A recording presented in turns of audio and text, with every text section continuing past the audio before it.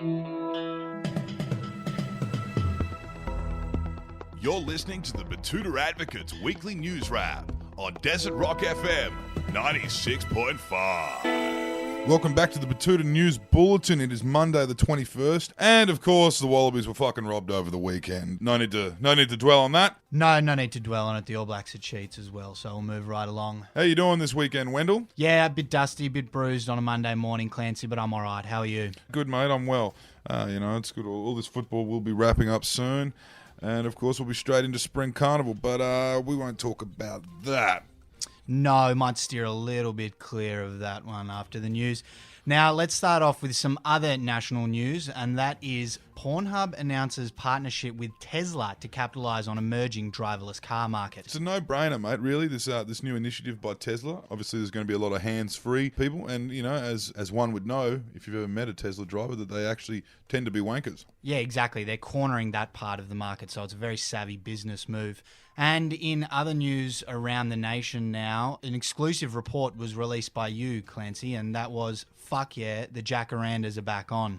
It's an exciting time of the year, Wendell, when we start seeing that Grafton snow sweeping the footpaths and, of course, the nature strips across the country down onto the streets. You've got to cherish it for a little while. You only get a little bit of time to enjoy it. Of course, the Asian tourists will be rushing to whatever strip is made up of jacaranda trees in both Brisbane and Sydney. It's very Instagrammable, but there comes a time when that beautiful purple Brisbane snow, Grafton snow, whatever you want to call it, actually becomes like a dark kind of paste and becomes quite slippery. And there was a comment from one of our top fans there, Sean Myler, who said it even makes Ipswich look pretty at this time of the year, so quite incredible. That is beautiful. And that is a feat. And in some news from around town now, an absolute psycho from high school is now a qualified nurse. Yes, that is interesting. A recurring theme around the country we've since learned after publishing that story was a lot of people writing in to tell us about their absolute psychos from high school that are now in charge of the elderly or children. But it's interesting with this particular story, a lot of her former high school classmates actually thought she was going to become a cop. So for her to become a qualified nurse is probably better for society, you'd argue? You'd definitely argue it's better for society. And that nurse, she is assuring everyone that she's actually changed and she's a different person now. But it's just everyone who went to school with her and knew her during her formative years is just not so sure about it at all. So we'll have to keep an eye on it. They're just thankful she doesn't have access to a Glock 9 firearm. Now, in some other news from around town, there was a bit of a scene on a job site this week. A builder was shocked as his apprentice comes back from Bunnings with a tin of tartan paint and a box of bright sparks.